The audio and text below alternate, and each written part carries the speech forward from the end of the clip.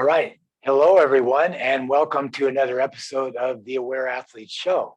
I'm your host, Scott Forrester, and today's guest is Lisa Decker. And Lisa is the owner of Align Fitness in Los Gatos, California. She's also a postural therapist certified through Egoscue, and she's certified in Qigong and Chi Running. So, Lisa, welcome to the show. Thank you. Yeah, nice to have you here today. Thanks. So could we jump right in and get some background? What led you to want to get into fitness and helping people with their fitness and health? What's your story behind that?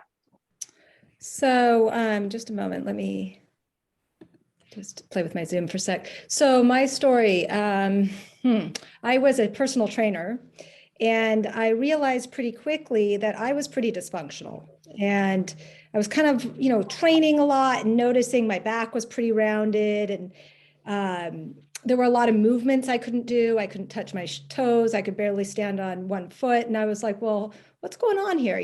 How can I make these changes? And I tried all these different methods. I went to chiropractors and physical therapists and kind of just tried a whole bunch of different things. And when I found Egoscue, it made a lot of sense for my body. And it helped me to better my own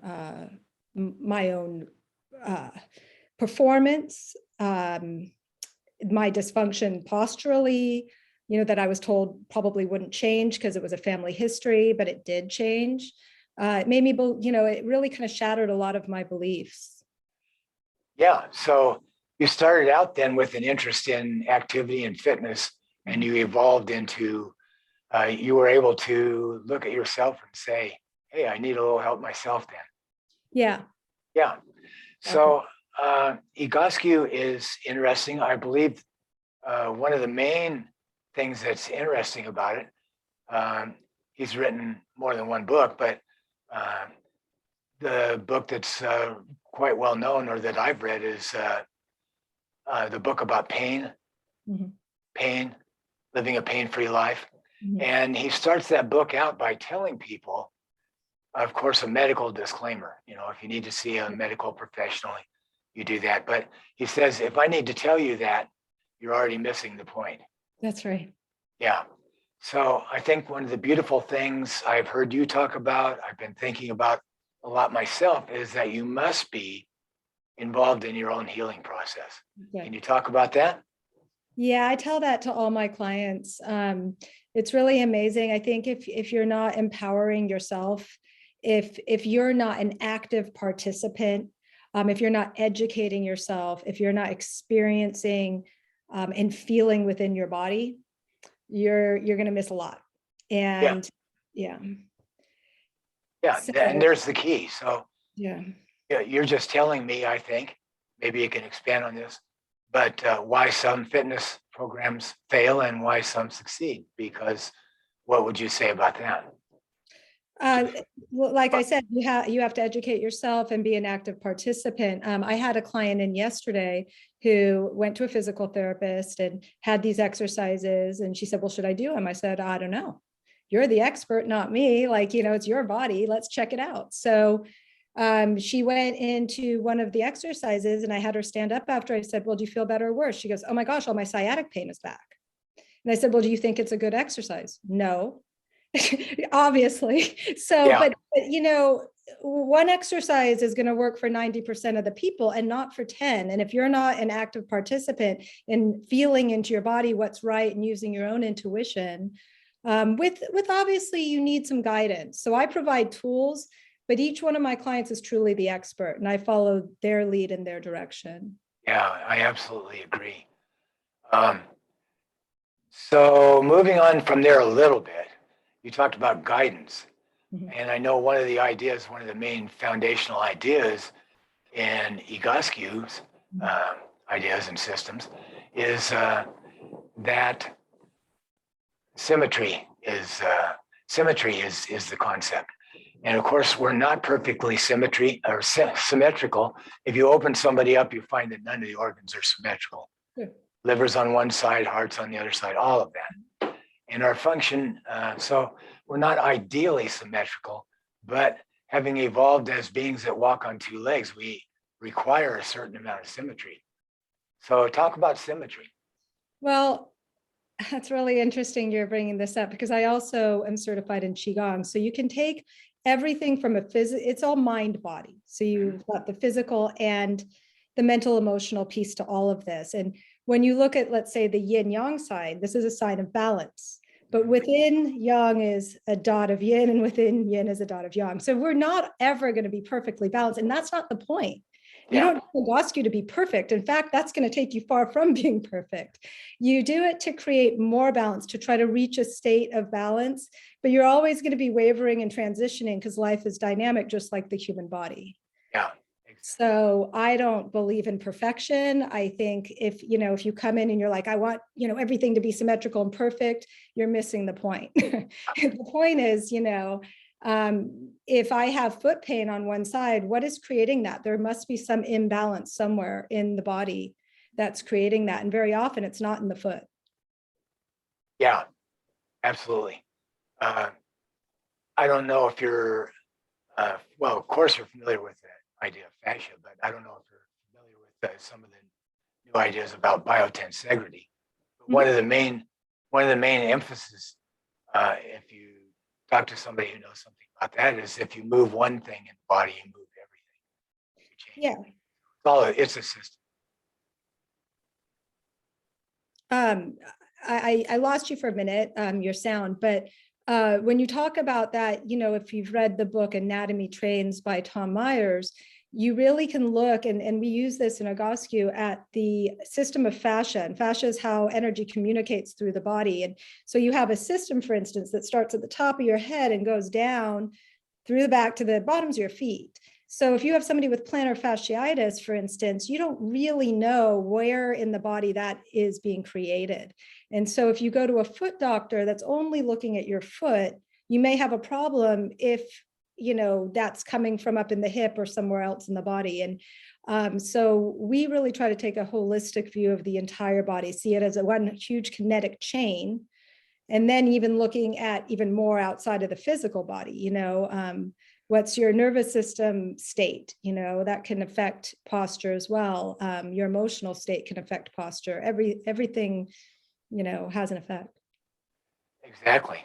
So if you have plantar fasciitis, and I was going to ask you more about Qigong later. I'm familiar with Chi Running. I've had the tapes and books since it first came out, and I've taken a class with somebody I have a lot of respect for. And so I'm familiar with that.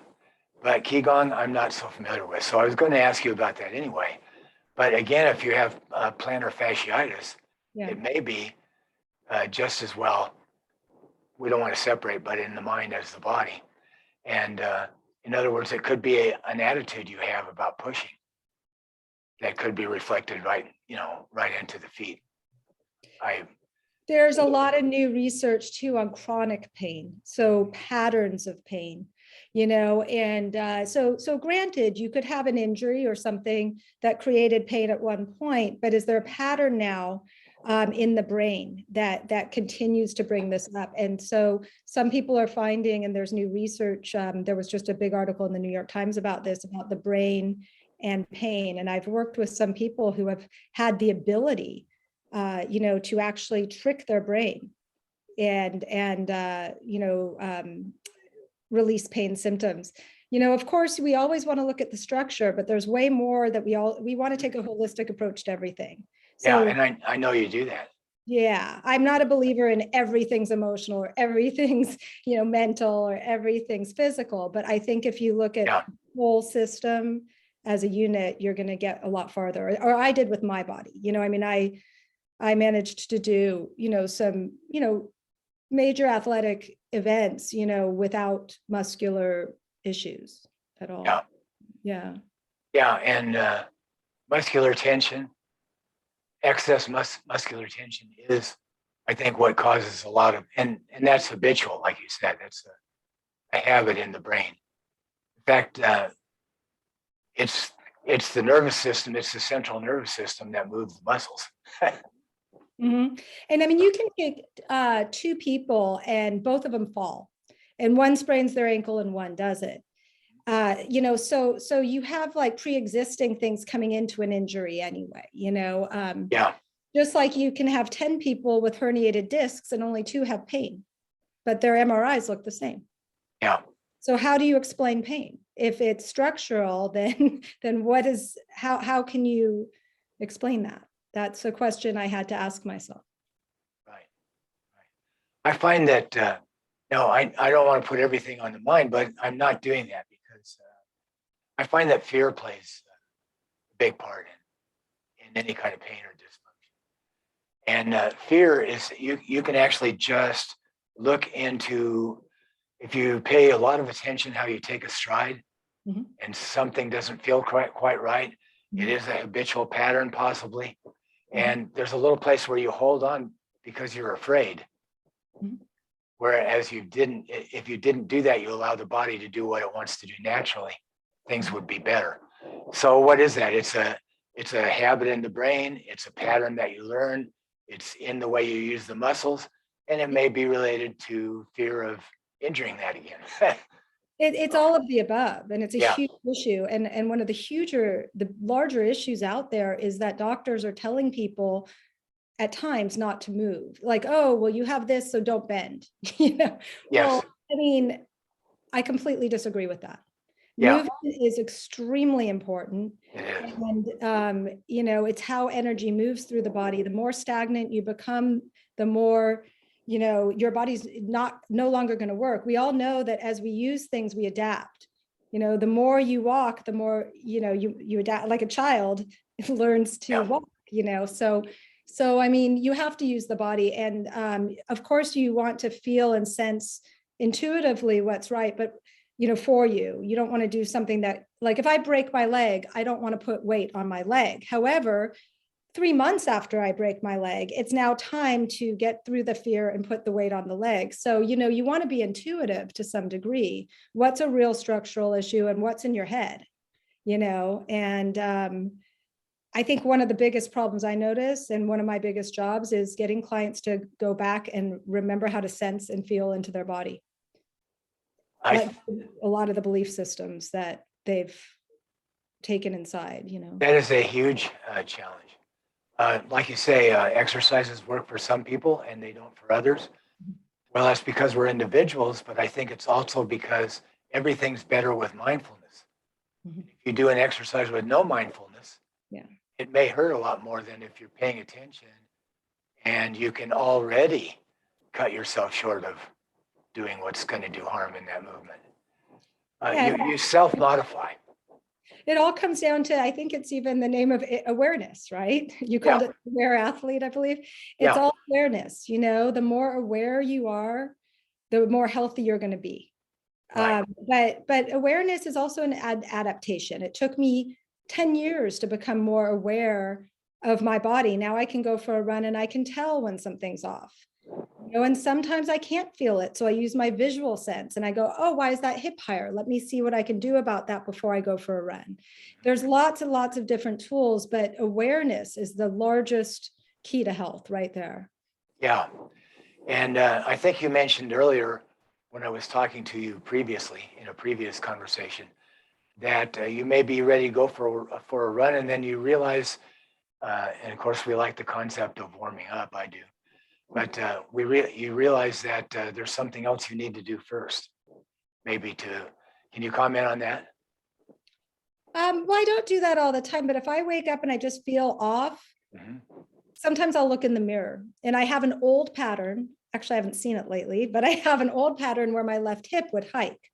Yeah. So if I see that, I'll usually try to fix that before I go out for my run, so that when I'm running, I'm more balanced. Yeah. And then typically after my run, I try to do a reset, just, because there's compensatory patterns also take time, to readapt, out of. And so, you think about mind patterns, if you're a certain way and you want to change that, it takes years to make those changes. And the same with the body. It's not an overnight process. The body has to learn to readapt. Yes, it does. So I think as But individuals, it's capable of readapting. That's the big key point. It's capable. The body has a huge capacity to heal, and it wants to. given the That's- right stimulus. That's wonderful. That's wonderful. And we have more power to heal or to learn a new skill or to do anything we want than we might think. That's that's true. And we need to be careful who we listen to, because a lot of the messages out there are very fear-based. They're very disempowering. They're very expert driven and symptom driven. Go get injected, go take this drug, you're going to live in pain. I've had 2 or 3 clients recently come in that were told by their doctors they would live in pain for the rest of their life. And they're not in pain, by the way, anymore. So I very much do not like that. And I try to always, we need hope, you can't say those things, there's always something you can do. I do think a lot of medical professionals are trying to get your head into reality, but they send you a lot of negative messages sometimes. And they mean well. I mean, they're doing their job. I have, they're really important what doctors are out there doing. Yeah. But very often what I think is wrong is that we're very specialized now. So, we have the knee doctor. Well, the knee is a little, it's a hinge joint that's sitting between your hip and your ankle. Most of the time, there's nothing really wrong with your knee. There's something wrong with something above or below it. And, will you need a knee replacement? Possibly, if you've been walking around and it's bone on bone, but can you do something prior to that? I had a lady come in the other day who needs a double knee replacement. She walked out without pain. Yeah. I'm not saying she won't need a knee replacement, but the pain isn't from the degeneration. It's from the fact that her knees looked like that, Yeah. And that's coming from her foot. And for other people, it might be coming from their hip, I don't know, or their thoracic back. I mean. Yeah, that's as an individual, let's say you were using the example of one hip might be higher. Notice that, notice in the mirror, you notice how you feel. But I think as an individual, we know some of our weaknesses sometimes. I'm 70, I'll be 72 in April. So this area here needs to move before I go out for a run. Mm-hmm. Otherwise, you don't want to run like that. Mm-hmm. So, that's something that I can make sure that I'm ready to do before. And that's an interesting one too, because I also very much had a forward head position when I started Egoscue. But interestingly, when you look at vertical alignment, and I talk to people about this all the time, and I can show you, I had a client come in the other day and she had a really strong anterior pelvic tilt. So her pelvis was tilted like this and her head was here. Yeah. And vertigo, migraines. And I said, well, I can't do anything about your neck. You're going to these neck doctors, but until you change the position of your hip from here, so you don't have to look up, to here where your neck can relax. Yeah. That's exactly right. If you don't bring your hips far enough forward when you run, then you'll have one of 2 things happen. You'll be straining your neck by looking up like you just showed, or you'll be running and wondering why you can't look up. Yeah. And I mean, again, it's, and it's not this is one of the things I do get discouraged about. It's not like we'll go out for a run and try to, stand a certain way. You don't want to do that because you want to be relaxed. But if you move the muscles, if you get the muscles to readapt to a more functional position, then you can go out for a run relaxed, and just, feel that vertical alignment. But, straining to try to do something, to me, like, well, I'm trying to stand up straight. I always tell people, like, that's not what we're looking for. Yeah, that relax, a lot of people breathe, and they have the idea of posture. When you use the word posture, it's that. Yeah. It's a static position that you can't do anything real with. Yeah. And, it's not related to function. And I know a lot of physical therapy clinics that would impose that idea on you a little bit. Or but hold your stomach in. People are like, oh, well, my core's weak, I need to pull my stomach in. And I'm thinking, well, totally disagree, because you start pulling your stomach in, your diaphragm now can't function, which is a huge organ that's going to make a huge difference to your breathing and all of your function, your nervous system function, your posture, everything. So I'm just a believer in get the muscles to adapt to a more functional bone position. So I don't actually treat the muscular system. I treat the position of the bones. Yeah. And that's and the relationship between all of the bones. you know that I'm certified in Feldenkrais, and that is actually a fundamental tenet there, that the more you're aligned to use the bones in anything that you're doing, the less excess work the muscles have to do to hold you up. Right. And they're available for action then. That's right. And I again, just because some people really need that visual, I use this example. If my hip, my knee, and my foot are in alignment with my shoulder, that's great. If all my load-bearing joints are sitting here, where do you think I'm compressed? My lower back. So if I have lower back pain, that's not my lower back's fault. It's the position of these bones. So if I can, muscles move bones. So if I can adapt the muscles to move the bones back into the right place, that's going to take that compression off the lower back. Right. So by awareness and by observation, we can get rid of some of that need to correct ourselves all the time. In other words, the conscious control of our movements, and let them happen in a more natural way. I think that's what you're saying too. It should be natural. You shouldn't have to try to sit up straight. And I can tell you a story. When I first found the Egoscue method, I remember it took me a while to actually go to a clinic. And I finally decided I was going to pay the $250 and go to an Egoscue clinic. And I remember doing 10 exercises, and I went to go write the check, and I couldn't slouch. And I was so used to, I can't even do it now, because my body's not like that, but I used to sit like this. And I said, what did you just do? I can't slouch. It's like I'm sitting up straight, but I'm not trying to sit up straight. And it was just, it was actually my upper back. We had really just realigned, the upper back, the shoulder with the hip. And yeah. So, I did a lot of roofing. I did a lot of construction work, and then I did a lot of roofing. So you're on your knees, leaning forward, looking in one direction all the time, pulling something down. And so you have this. And then I carried mail. So my head was down reading my mail while I'm pushing forward to walk as fast as I can, because you had to walk really, really fast sometimes to catch up on your schedule. So 8 hours, 10 hours a day for 10, 20, 30 years, you're down like this. And that definitely has a pattern there that you need to expand on your movement pattern. That's right. I mean, and it's sad, because there's a lot of profession, like in Egoscue, they work a lot with dental hygienists and golfers. Real popular with the sport of golf. In fact, Egoscue became famous because Pete Egoscue got Jack Nicklaus back on, back playing golf. He wasn't going to ever be able to play golf again. And he played an additional 10 years after Pete worked on him. So, wow. Okay. So I wasn't aware that he worked with Pete Egoscue. Yeah.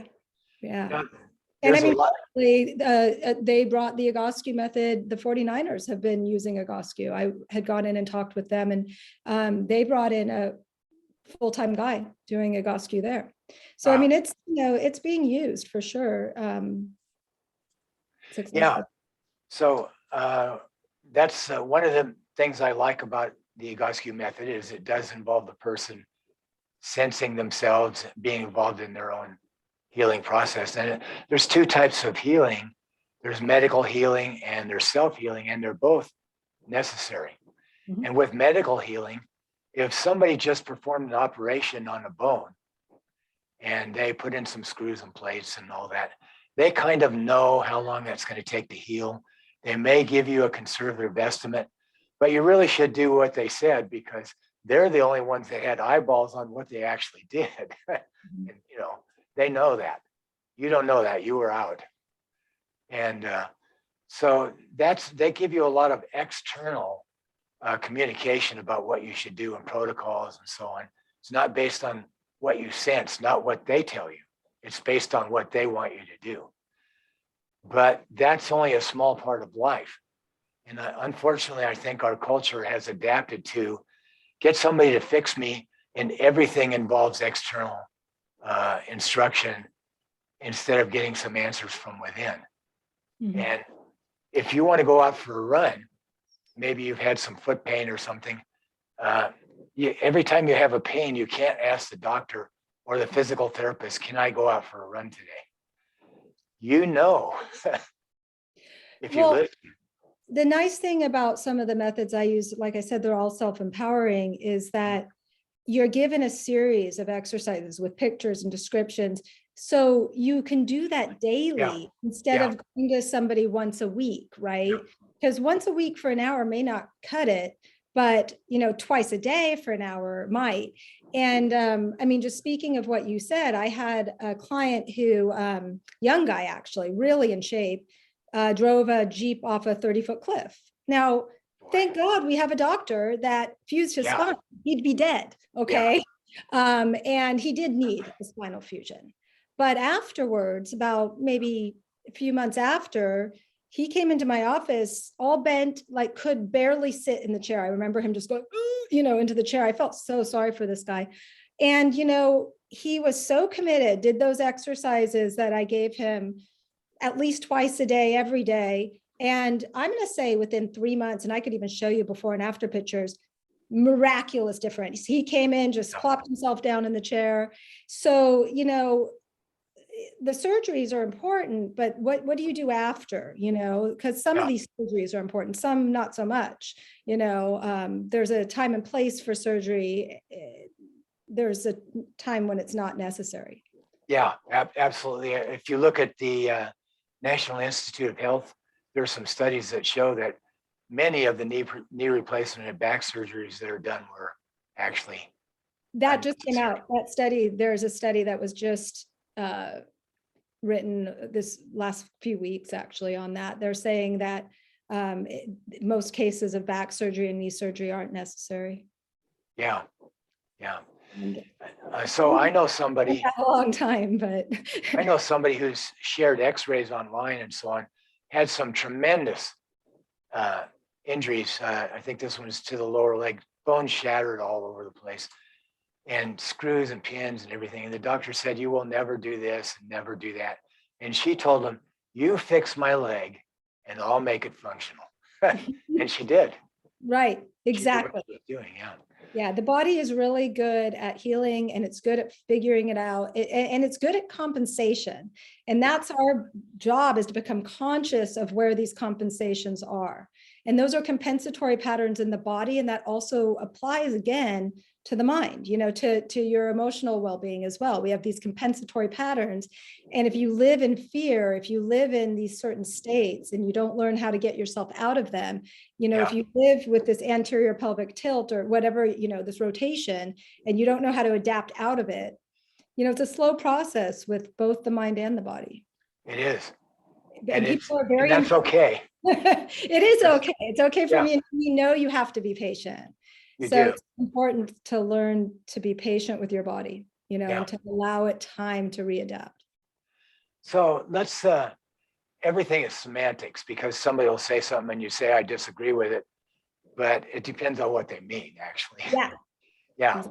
So the word compensatory, you could use that in the sense that you just did, which is an excellent way to use it, because we really need to use it that way. But sometimes there are compensations where the nervous system is just so smart that it can figure out how to teach you to do something that you really couldn't do the old way anymore. So in a sense, can you talk about, I've known people, I know somebody who tried to run across Canada once on a bad prosthetic, and he was really coordinated with it, and he did it.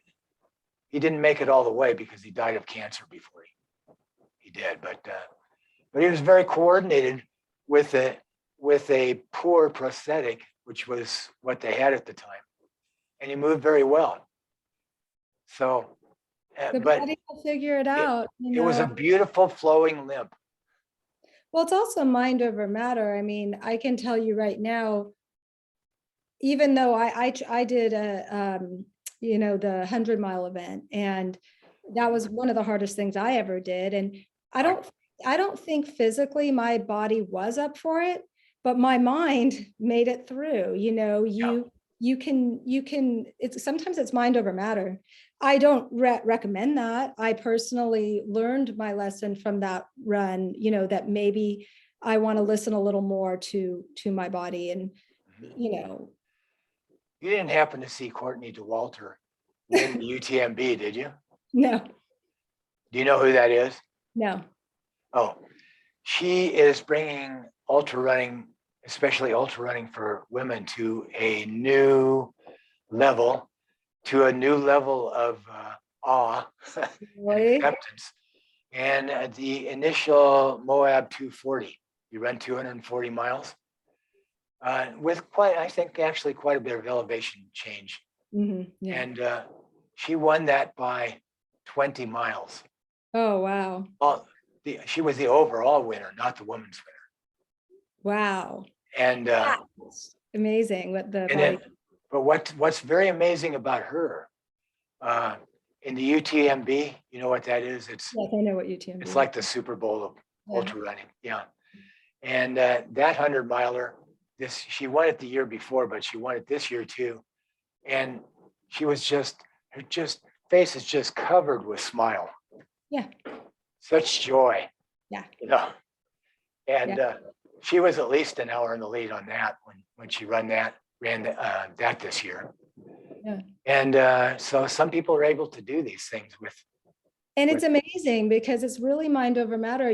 When you're involved in one of these races, that you have multiple times of what we call bonking, where you hit a wall, but you hit the wall and you surpass it. And it's a really big life lesson. There's so many life lessons involved with ultra running.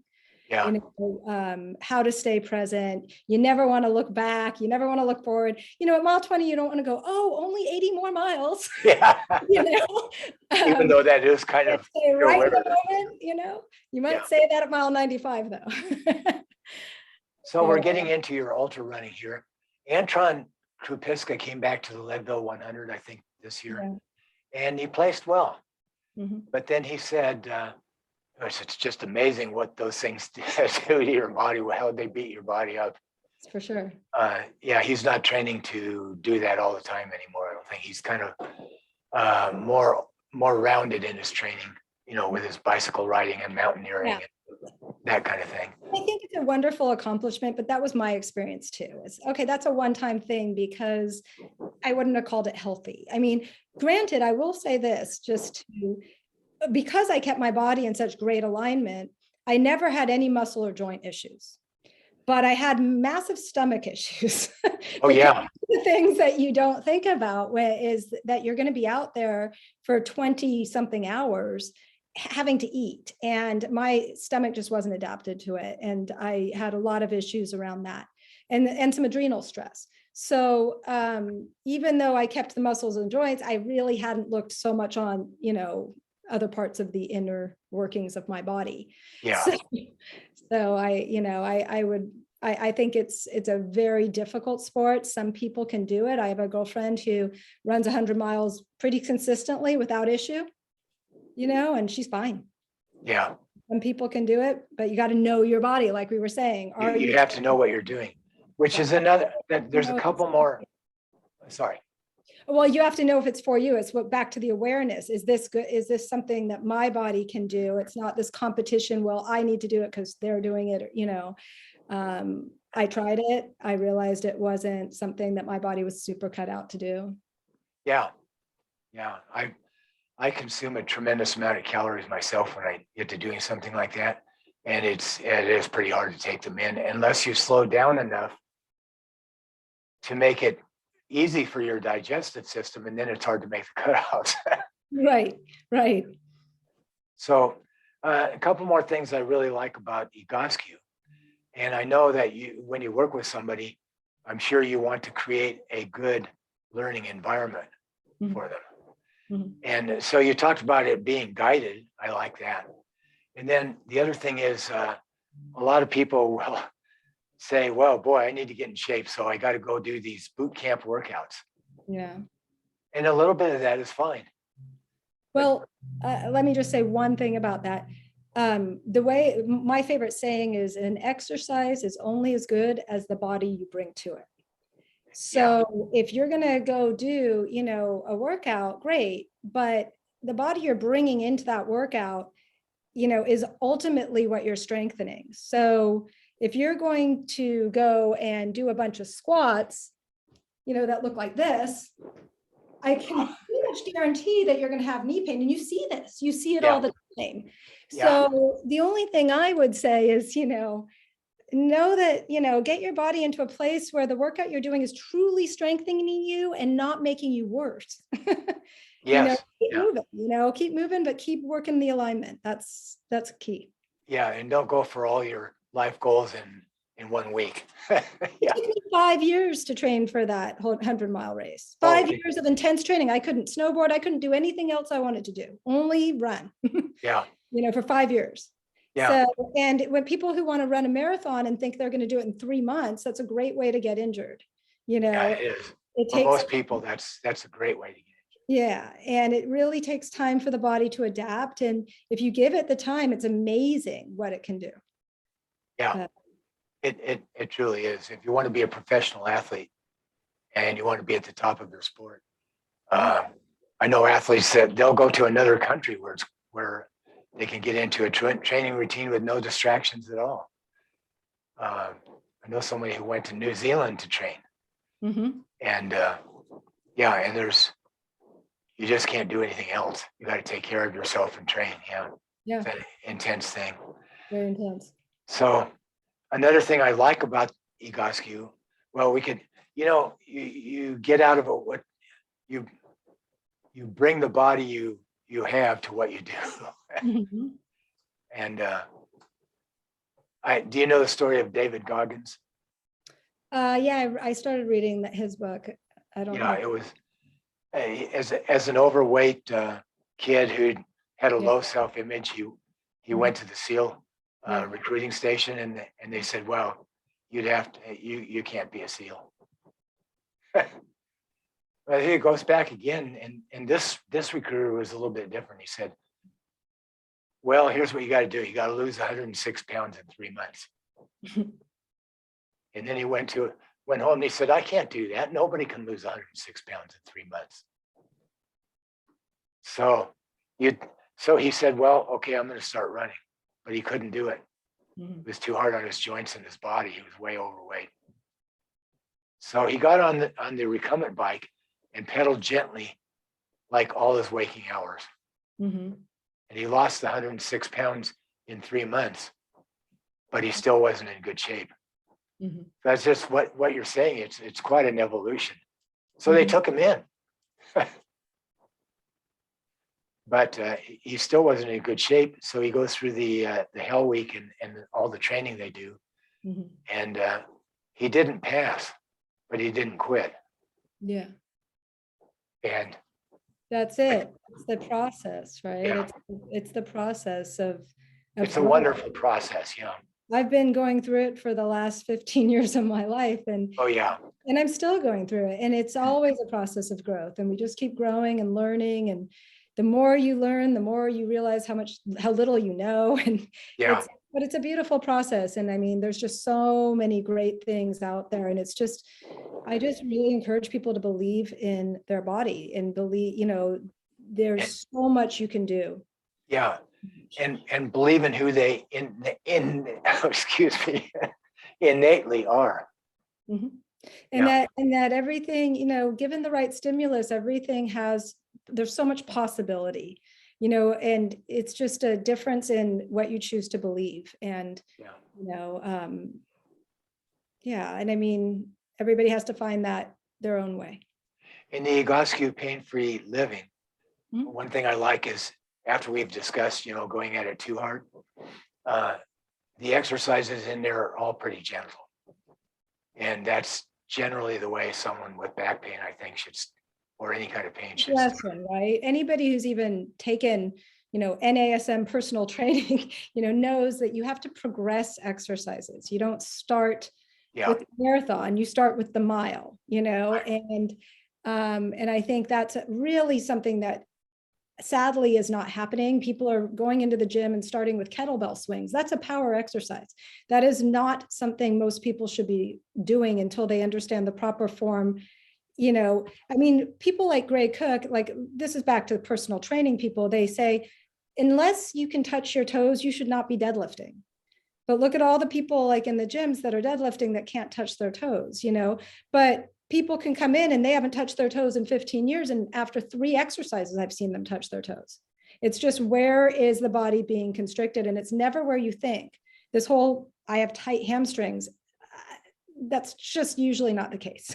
If the pelvis is in the faulty position, yes, your hamstrings are in a dysfunctional place. They can't work the way they're supposed to. So you release, let's say, the thoracic back and neutralize the pelvis, and all of a sudden somebody's touching their toes. And so we have to stop looking at things in parts and look at the whole. And when that happens, people are going to start to get better. Exactly. So at what point did you get interested in Qigong, and how difficult was that to get certified in? That's actually a really funny story. I got interested in Qigong after running the 100-mile event because I just was my breath, everything was off. I was under a lot of adrenal stress and I needed to slow down, and I knew it.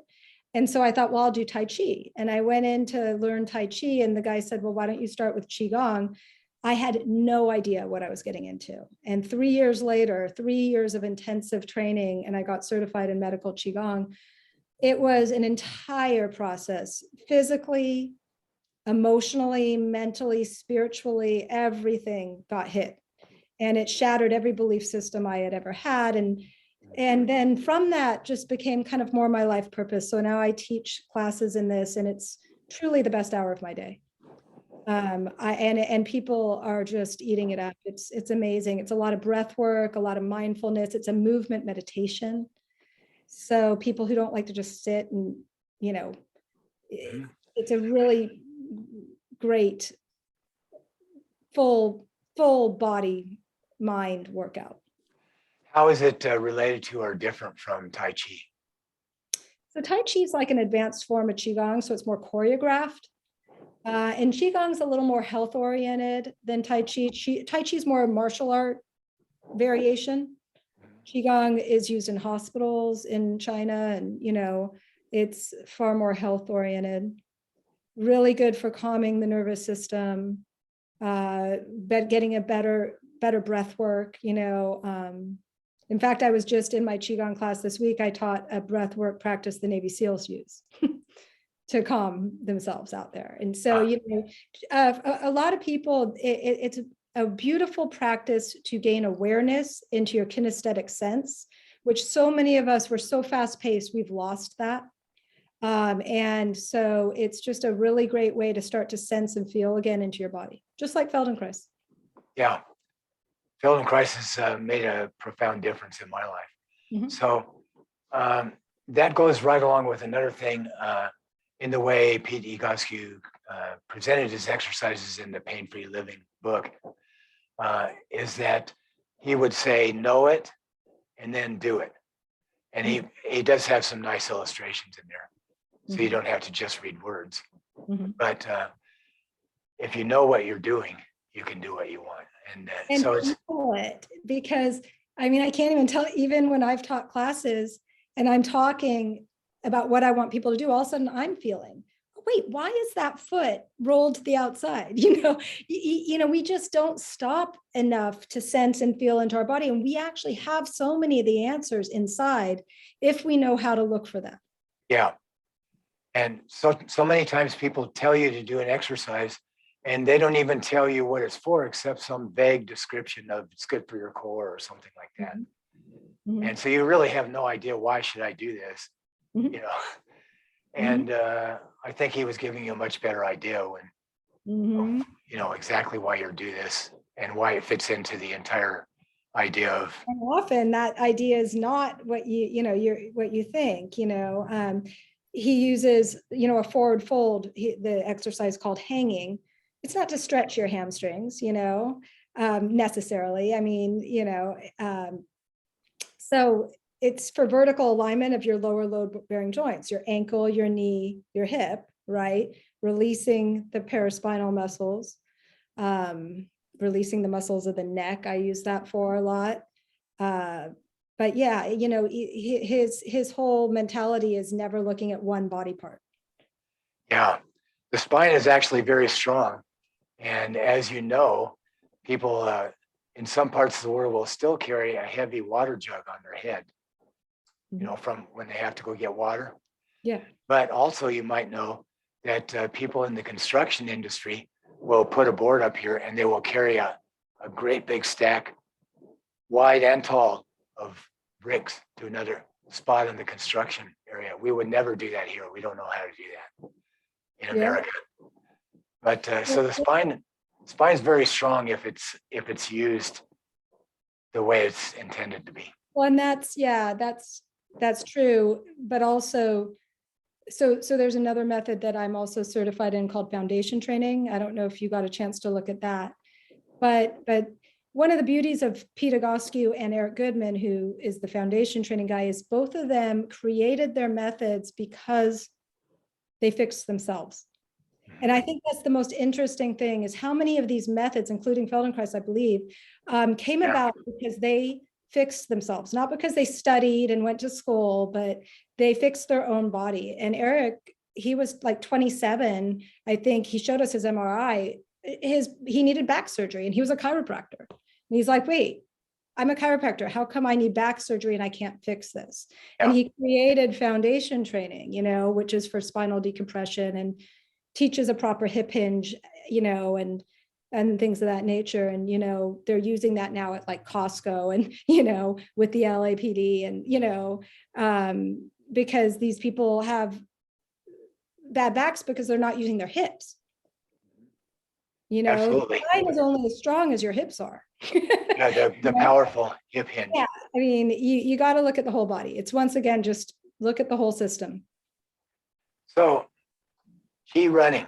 Were you familiar with that before your 100-miler? And had you done? I took Chi running after my 100-miler. Isn't that funny? I was familiar with it, but I had done a couple workshops with him, but I took the certification after my 100-mile run. Okay. Should have done it before. You think? I should have studied Qigong before too. Yeah. Much better. Well, I think that's not only the people you mentioned, but Joseph Pilates, Milton Erickson had polio, just on and on. Don't you think that's the essence of life, is learning and sharing? Yeah, that's what my life has been. I started with posture. Foundation training is a lot about the breath, went into that. Qigong is a lot about the mind and the emotions, went into that. And now I've got the whole gamut, in one circle, and Chi running really did that. It took the Qigong, mixed it with the posture and my favorite sport. And I don't really teach it, but I took it because I wanted it for myself, the information. Qigong. Chi running. What's that? Chi running. Chi running. Yeah. I graduated from high school in 1968. And the year before I was born. Yeah. And anyway, there was no such thing as running form being talked about. You just go out and run. And your coach would yell at you to do this and that. Relax your arms. What does that mean? Am I supposed to hold them by my sides like some people do? Or, anyway, it was just the belief that you can't change the way somebody runs. And the idea that you can't improve a skill is not true, I don't think. But anyway, there was none of that really. And now it's become very popular to talk about running form. But actually, when Chi running was released, and even I know some people who were doing this before it was released, but even at the time it was released, how many years ago was that now? Quite a few, 20? It has to be, but yeah. Yeah, it was kind of revolutionary. Mhm. And so nobody had taught. One of Danny Dreyer's main things is something that you've talked about, posture and the use and alignment of the spine. And one of the real defining characteristics of being human is that you have a low moment of force around your central axis. You can turn very quickly. That's why an ice skater can make all these turns, and a bullfighter can get away from the bull, not away from him, but turn quickly. You know, but you have to learn how to use that too. But so that was one of his central elements, is that you got to learn how to rotate around that central axis. You got to lead with your center. They call it in Qigong the lower dantian, and he talks about that actually. Yeah, he does. Yeah. And, you know, you want to physically lead with your center. The more centered you are, the more, you know, balanced typically. Yeah, and so system there's a length in the torso in the entire spine, Mhm. and at the same time a forward lean. because And keeping those load-bearing joints aligned. It's that same thing when we talk Yeah. about alignment. yeah, so even though you're leaning, you're still long.